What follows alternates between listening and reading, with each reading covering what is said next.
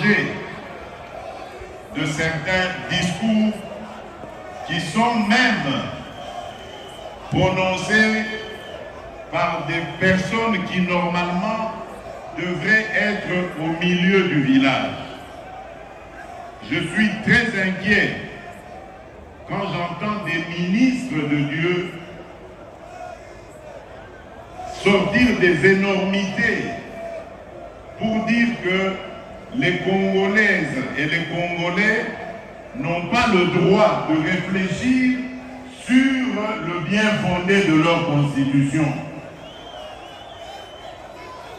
Quel est ce peuple qui n'a pas le droit de se remettre à un moment donné de sa vie en question et de redéfinir ses orientations?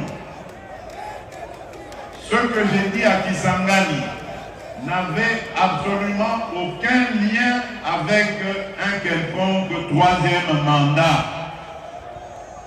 Mais vous avez entendu que cette fameuse opposition qui n'a rien à proposer, qui avait mordu la poussière très sérieusement lors des dernières élections, cette fameuse opposition cherche à manipuler la population en disant non au troisième mandat. Qui leur a parlé de troisième mandat?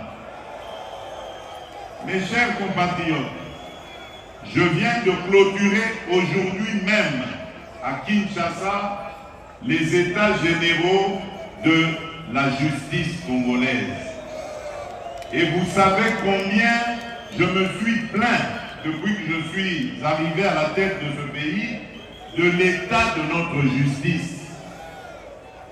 Et les conférenciers, il y en avait eu plus de 5000, dans leur résolution, ont proposé de réviser 2 articles de notre Constitution.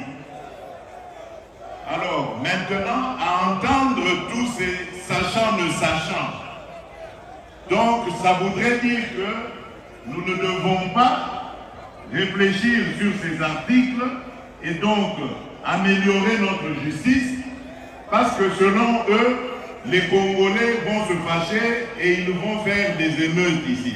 Est-ce que vous comprenez ça?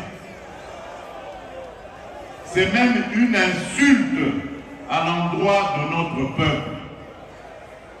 C'est une insulte à l'endroit de l'intelligence et de la sagesse de notre peuple. Demander aux Congolais de ne pas revoir leur constitution, alors qu'il y a un fameux article, le 217, qui consacre carrément la vente de notre souveraineté à des États africains. Nous n'avons pas le droit de revoir ça. Est-ce que vous entendez ça?